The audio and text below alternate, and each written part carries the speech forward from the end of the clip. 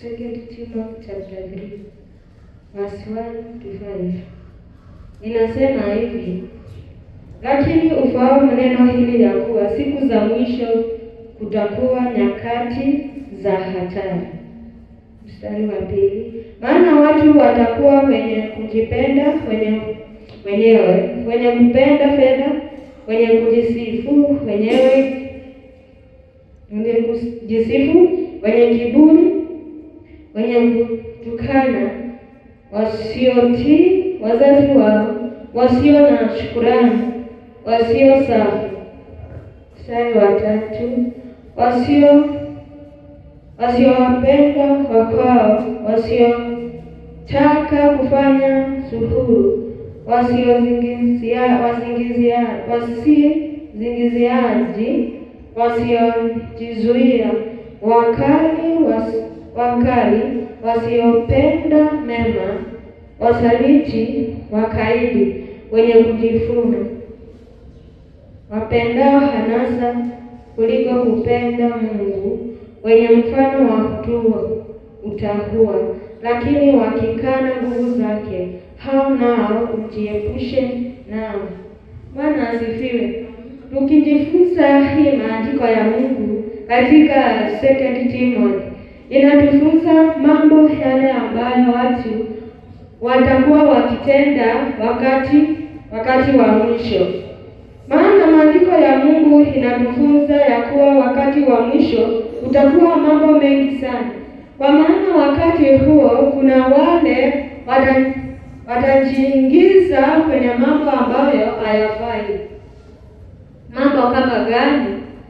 Tukisoma maandiko ya Mungu kama vile imeeleza hapa, watu watakuwa wakitenda kulingana na mapenzi yao, kama vile tamaa. Watu watakuwa wamejaa tamaa ya hapa duniani, kama ulevi, usherati, kukosa mwelekeo, kuacha. Unaweza hata kaa tu unafikiri unaweza acha familia yako, kupenda mambo ya dunia kuliko Mungu, kupenda pesa. Kutakuwa hadi magonjwa ambayo hayatakuwa na tiba, kwa maana moto wa Mungu utakuwa umewaka, na kwa maana itakuwa wakati wa mwisho. Kwa maana watu watakuwa wamejiingiza kwa mambo ambazo hazifai, kwa maana itakuwa wakati wa mwisho. Kwa hivyo tunafaa kujitahidi ya kwamba hatufai kufuata vitu ambazo hazina mwelekeo. Tunafaa tukae na tupende huyu Yesu katika maisha yetu, na tujue ya kwamba wakati wa mwisho kutakuwa mambo mengi, mambo ambayo itakuwa mambo ambayo hayapendezi Mungu. Kila mtu wale hawamjui Mungu watafanya kulingana na mapenzi yao, watafanya vitu ambazo hazipendezi Mungu. Utaweza kukaa na Mungu, utaweza hata kuingia kwa mambo ambayo ni machafu, vitu zile ambazo hazifai. Kwa hivyo tunafaa kunjua ya kwamba tunafaa kumtumikie Mungu na tuishi tukinjua Mungu katika maisha yetu. Tumkubali Yesu kama mkombozi wa maisha yetu, na tunjue ya kwamba dhambi kubwa ni kutomkubali Yesu Kristo kama muumba. Hiyo ni kwa Yohana 16:9. Kwa hivyo lazima tutafute tatizo maana pale ilipo, ili tuweze kubadilishwa katika maisha yetu. Kwa maana cha muhimu zaidi ni kukutana na Yesu. Bwana asifiwe. Kwa hivyo tunafaa tujue ya kwamba tunafaa tukae tukiwa wanyenyekevu, tufuate njia ambayo ni Yesu Kristo katika maisha yetu. Tufanye mambo ambayo inaweza pendeza Mungu, kwa maana wakati wa mwisho kutakuwa mambo mengi.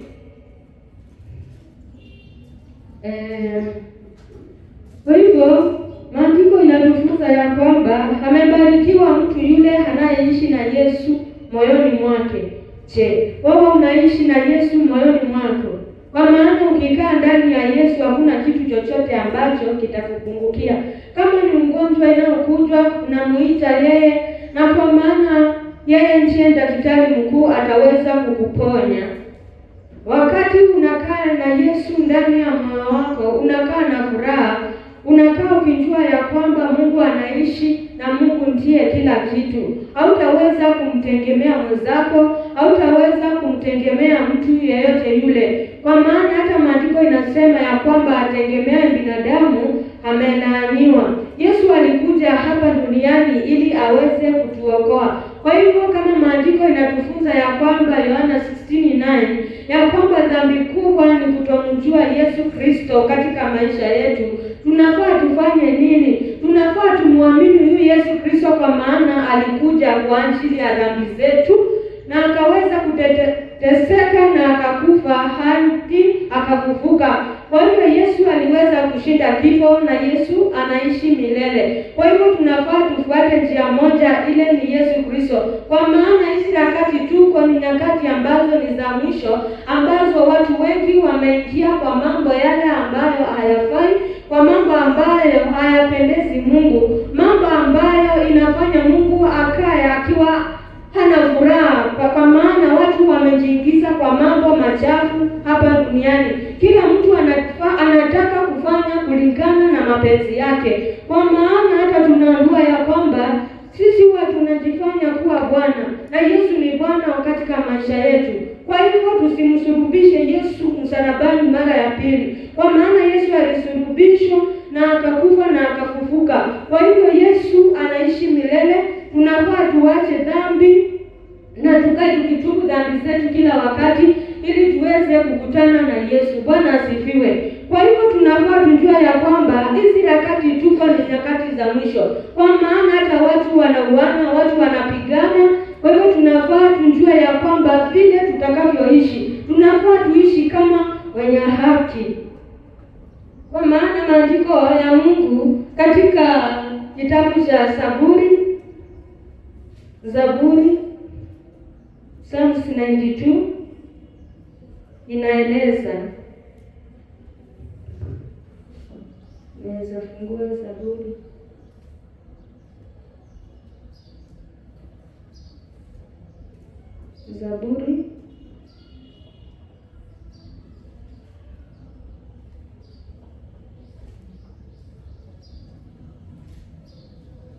Psalms 92.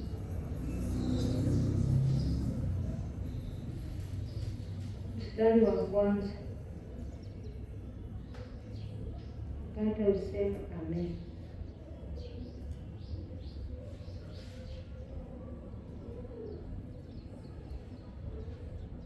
Psalms 92.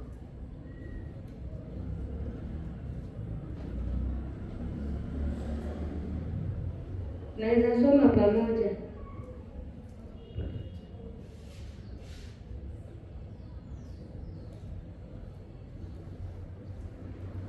Ni neno jema kumshukuru Bwana na kuliimbia jina lako, uliye juu, kuzitangaza rehema zako asubuhi na uaminifu wako wakati wa usiku. Kwa chombo chenye nyuzi 10 na kwa kinanda na kwa mlio wa kinubi, kwa kuwa umenifurahisha Bwana kwa kazi yako. Nitashangilia kwa ajili ya matendo ya mikono yako.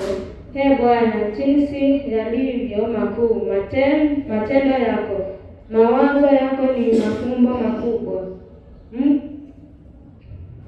Mtu mjinga hayatambui haya, wala mpumbavu hayafahamu. Wasio haki wakichipuka kama majani, na wote watendao maovu watastawi, ni kwa kusudi wataangamizwa milele. Bwana asifiwe. Hii maandiko inatufunza haki. Ukiangalia hii mstari ya 7, wasio haki wakichipuka kama majani, na wote watendao maovu wakistawi, ni kwa kusudi wataangamizwa milele. Bwana asifiwe. Ukisoma mstari wa 12 inasema mwenye haki atastawi kama mtende, atakuwa kama mwerezi wa Lebanoni. Bwana asifiwe. Kwa hivyo sisi tunafaa tukae vipi? Tunafaa tukae kama wenye haki, tufuate njia ya Yesu Kristo ili tuweze kuwa wenye haki.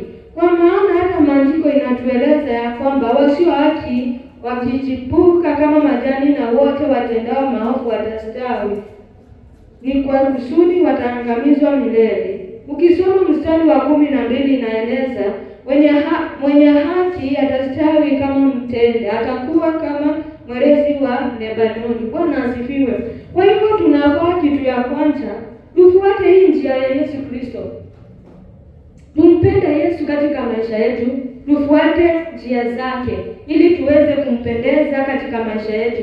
Kwa maana ni nyakati za mwisho, nyakati hizi za mwisho zinajieleza yenyewe kama vile maandiko inavyosema hapa kwa Biblia. Kutakuwa mambo mengi ambayo haipendezi Mungu. Kwa maana wewe kama utakuwa mwenye haki, utaishi milele na utashinda. Utaishi kwa furaha. Hakuna chochote kile kitakupungukia. Mwenye haki wakati wa njaa atashiba, atakaa vizuri. Kwa hivyo tunafaa tukae tukijua zaidi nyakati za mwisho, nyakati ambazo watu wengi wamesimama na kufanya mambo yale ambayo hayafai. Kwa hivyo tunafaa tufuate njia moja, tumpende huyu Yesu na tuamini ya kwamba ni mkombozi katika maisha yetu, ya kwamba Yesu ni Bwana, ya kwamba Yesu ni Mungu, anaishi milele, aliweza kushinda kifo. Kwa hivyo tunafaa tumtumikie katika maisha yetu. Bwana asifiwe. Tukiangalia katika Zaburi mstari wa 87 inasema hadi mstari wa 37 mstari wa 12, asiye haki hunuia mabaya juu ya mwenye haki na kumsagia meno yake. Kwa maana wakati ule umesimama na kumpenda Mungu na kufuata njia zake, kufanya mambo ambayo inampendeza Mungu, kuna mtu pale kando ambaye yeye afurahi. Kwa maana Wakristo wameishi kwa kupigwa vita. Kwa maana wale ambao wasio haki, ambao wanatenda mambo yale machafu, hawataki tuinuke katika maisha. Bwana asifiwe. Kwa maana maandiko hata inatufunzanga ya kwamba vile Yesu Kristo aliweza kupigwa na akatezeka, wale ambao watafuata hiyo njia wataweza tu kuhangaika, wataweza tu kumwaga damu kama Yesu Kristo.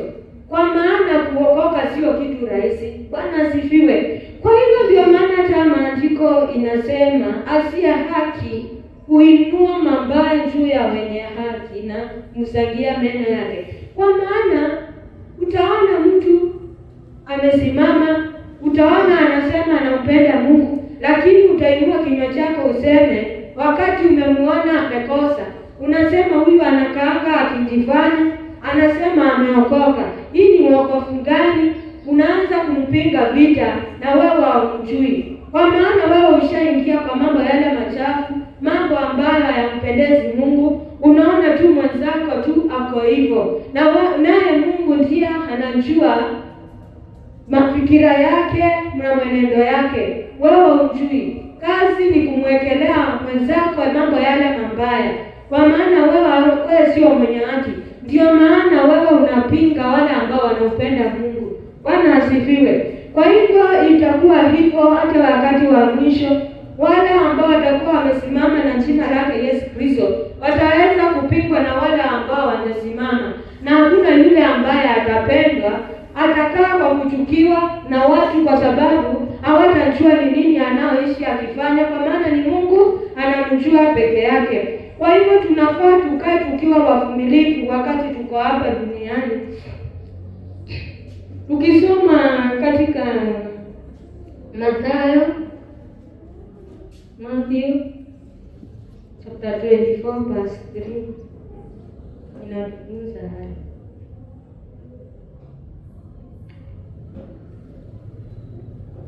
Some Matthew.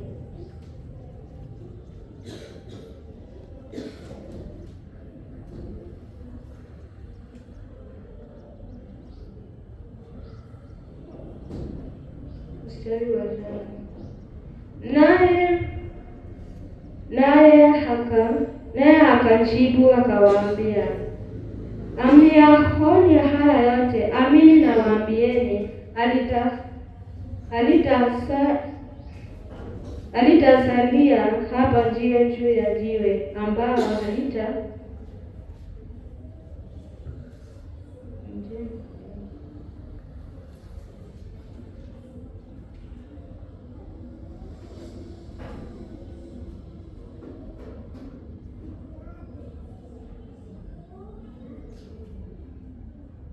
inasema hivi, Mathayo 24:3, hata alipokuwa ameketi katika mlima wa Mizeituni, wanafunzi wake wakamwendea kwa faragha wakisema, tuambie, mambo haya yatakuwa lini? Nayo ni nini dalili ya kujua kwa kuja kwako na ya mwisho wa dunia? Bwana asifiwe. Wanafunzi wake wakati walipomwendea Yesu huko, walitaka kujua siku ya kuja kwake Bwana Yesu. Yesu akajibu akawaambia, angalieni mtu asiwadanganye. Bwana asifiwe. Kwa nini? Kwa maana nyakati za mwisho kutatokelezea mambo ambayo yatakuwa ya ajabu. Kutakuja manabii wa uongo. Kuna wale watakuja na jina lake. Kuna wale watasema wao ni Yesu Kristo. Kwa hivyo tunafaa tukae tukijua kuna hatari mbele yetu, na ni wakati huu, tusikonje wakati mwingine, kwa maana already washaanza kujitokelezea. Kuna manabii wa uongo, kuna wale wa ukweli. Sisi tuchunge tusindanganywe, kwa maana wengi watakuja kwa jina la Yesu, watasema wao ni Yesu. Bwana asifiwe. Kwa hivyo tunafaa tukae tukijua, tukae makini ili tusiweze kudanganywa katika maisha yetu. Ndio maana wanafunzi wake walitaka kujua. Na maandiko, ukiendelea kusoma katika maandiko, inaeleza vile kutakuwa na vile watu ambao watakuwa wamejitokeza, wale ambao watakuwa wakidanganya wengine, mambo kama hivyo. Wanasema wao ni nabii wa uongo, kuna wale watakuja na jina lake. Kwa hivyo tunafaa tukae tukijua ni hatari sana. Tunafaa tumtumikie huyu Mungu na tufuate njia zake, ya kwamba tumtumikie katika maisha yetu, na ataweza kutuongoza, ataweza kutuepusha na wale wabaya, ataweza kutuongoza. Tutasikia sauti yake, wale waliomfuata Yesu Kristo.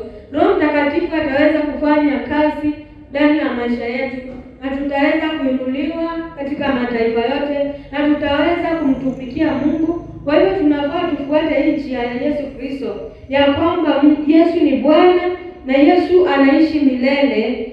Tuache mambo ya hapa duniani, yale ambayo hawezi kumpendeza Mungu, kwa maana maandiko yametueleza ya kwamba mambo machafu, mambo ambayo haiwezi ikampendeza Mungu, tunafaa tuachane nayo, kwa maana wakati wa mwisho kutakuwa na mambo mengi. Watu wameingia kwa mambo yale machafu. Watu hawataki kumpenda Yesu. Watu hawataki kumwamini Yesu Kristo kama mkombozi wa maisha yetu. Wamejitupa kwa mambo yale machafu. Kwa hivyo kile mimi naweza wasii ni kana kwamba tufuate hii njia ya Yesu Kristo. Tumwamini Yesu kana kwamba ni mkombozi katika maisha yetu, ili tuweze kubarikiwa katika maisha yetu. Na wale tutakaoona wanapotea, tuweze kuwahubiria hii neno la Yesu Kristo, ili waweze kuokolewa katika maisha yao, ili waache uchafu, waache kufanya mambo kulingana na mapenzi yao, na waweze kumpenda Yesu. Kwa maana maandiko imetufunza ya kwamba dhambi kubwa ni kutomwamini huyu Yesu Kristo katika maisha yetu.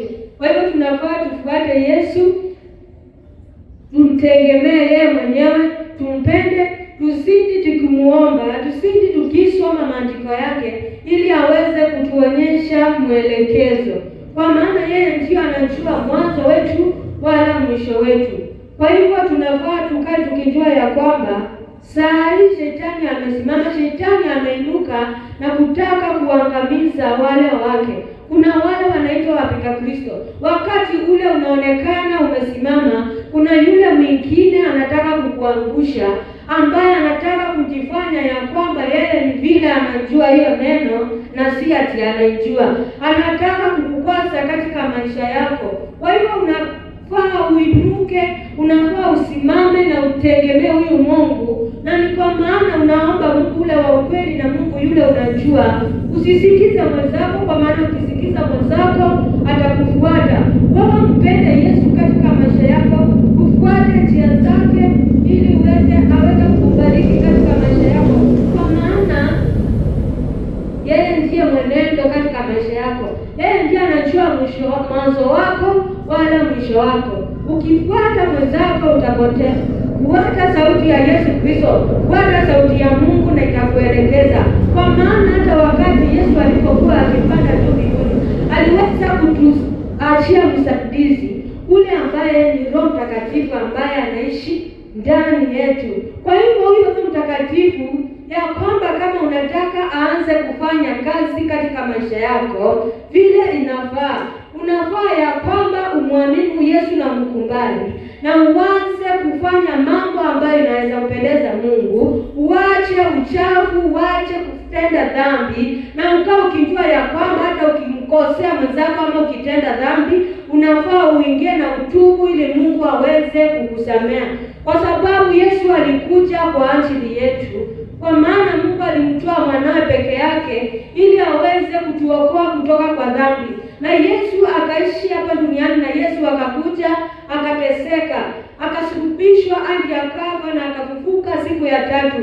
na akaweza kushinda kifo. Kwa hiyo tunafaa tumfuate Yesu na tumwamini katika maisha yetu ya kwamba alikuja kutuokoa, ya kwamba Yesu anaishi milele. Kwa hiyo tunafaa tumpende na tuwache mambo ya hapa duniani, tamaa mingi na mambo ambayo haifai, kujifunia na mambo yale ambayo maandiko inatukataza ya kwamba. Kwa hiyo tunafaa tufuate hiyo njia ya Yesu Kristo, tumpende na tumtumikie, na ataweza kutusaidia katika maisha yetu. Kwa hivyo asubuhi ya leo mimi, hiyo ndio neno ambayo nilikuwa nayo, ambayo nataka tuweze kupenda Mungu. Shetani ameinuka na kutaka kurudisha watu wake chini. Kwa hivyo tusimame na tujue ya kwamba Mungu yupo. Fuata sauti ya Yesu. Omba Mungu, njazwe na Roho Mtakatifu. Sauti ya Bwana itakuelekeza na itakuambia vile utakavyoishi. Kwa maana wengi wameinuka na kutaka kupiga wenzetu, wale ambao wamesimama wanapaswa maona ndio waweze kurudi chini. Lakini ukiwa na Yesu ndani yako hawatashinda. Utaweza kuinuka, na wakati ule unaona uko chini utaweza kuinuka kwa jina la Yesu. Kwa maana kuna kile ambacho kimezaliwa ndani yako. Hata wakikuja na njia gani wakikuja kwa njia moja watarudi kwa njia saba. Kwa maana wewe ni mwenye haki na wewe umeshinda, na umeweza kukubali Yesu Kristo katika maisha yako. Kwa hivyo tufuate hii njia ya Yesu Kristo, tumpende Mungu, tusifuate watu, tufuate sauti ya Bwana na tuweze kusoma maandiko ya Mungu, tuweze kunena naye kupitia maombi na ataweza kutuelekeza. Asubuhi ya leo nitafika hapo, nataka nimalize na maombi. Baba, kwa jina la Yesu nasema ni asante kwa maana ni Mungu mwaminifu. Asante Yesu kwa neno lako Bwana. Umetulinda Bwana, umetuwezesha tukasikia neno lako Bwana. Tunashukuru, tunasema ni asante kwa nguvu zako, kwa uwepo wako. Wewe ni Mungu mwaminifu, Mungu usiyeshindwa. Pokea sifa na utukufu Yesu, kwa kitini chako cha enzi. Wewe ni Mungu ishie milele, njoo Mtakatifu. Naomba Bwana kwa ajili ya watu wako Bwana, kila mmoja Yesu aliye mahali hapa na anaweza kusikia neno lako, Jehova Bwana, na akafuate njia zako Bwana Yesu, na akafuate matendo yako Bwana Jehova. Kumbali wewe Bwana, kwa maana maandiko yanatuambia Bwana Yesu tuweze kukupenda Bwana Yesu, ili Bwana uweze Bwana kuambatana nasi Jehova katika maisha yetu. Wewe ni Mungu usiyeshindwa, kimbilio letu Bwana. Tufunike na damu yako Yesu Kristo iliyo mwagika pale msalabani kwa ajili ya dhambi zetu. Wewe ni Mungu mwaminifu, Mungu usiyeshindwa Bwana. Kumbuka watu wako Jehova Bwana, tutie nguvu tukaweze kukupenda Bwana na kukutumikia katika maisha yetu. Tuache mambo machafu, tuache Jehova, na tuache mambo ambayo hayafai Bwana Yesu. Tujaze na Roho Mtakatifu Yesu, tukaweze kuinuka katika maisha yetu. Asante Bwana kwa neno lako, asante Yesu kwa nguvu zako, na ni katika jina la Yesu Kristo ambaye nikisema amen.